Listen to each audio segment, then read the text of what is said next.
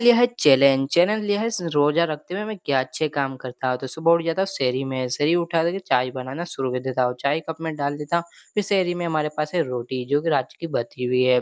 तो फिर उसके बाद मैं ना शहरी भी कर लेता हूँ। शहरी करने के बाद अज़ान हो जाती है, दुआएँ भी कर लेता हूँ। फिर वज़ू बना लेता हूँ, वज़ू बनाने के बाद चलते हैं मदरसा में। मस्जिद में आने के बाद फिर यहाँ पर सब नमाज़ें पढ़ रहे, फिर मैं भी 2 रकातें पढ़ लेता हूँ।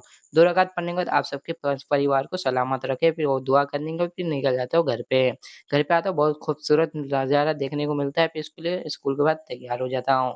स्कूल के आने के बाद बहुत ज़्यादा गर्मी होने लग जाती है, फिर दोस्तों के पास आता हूँ क्योंकि बहुत दिनों के बाद सब इकट्ठा होते हैं, तो बहुत ही पुरानी-पुरानी बातों को निकालते हैं, फिर उसके बाद अज़ान भी हो जाती है। अज़ान होने के बाद फिर मैं आ जाता हूँ 1:30 की नमाज़ में, तो नमाज़ करने के बाद फिर थोड़ा बैठ जाता हूँ, फिर कुरान की इबादत करने के लिए कुरान को कबाट से निकालना शुरू कर देता हूँ।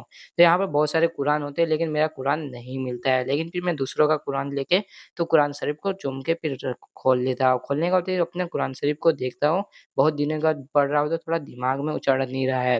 तो उसके बाद फिर मैं कुरान शरीफ पढ़ने के बाद फिर आ जाता हूँ घर पे, तो यहाँ पर नया प्रोडक्ट मँगाया हुआ है जो कि हमारा अच्छी तरह से सामान रखा जाए। तो इफ्तारी का भी समय हो जाता है, इफ्तारी करने में बहुत सारे फल-फ्रूट है, तो इफ्तारी भी हो जाती है।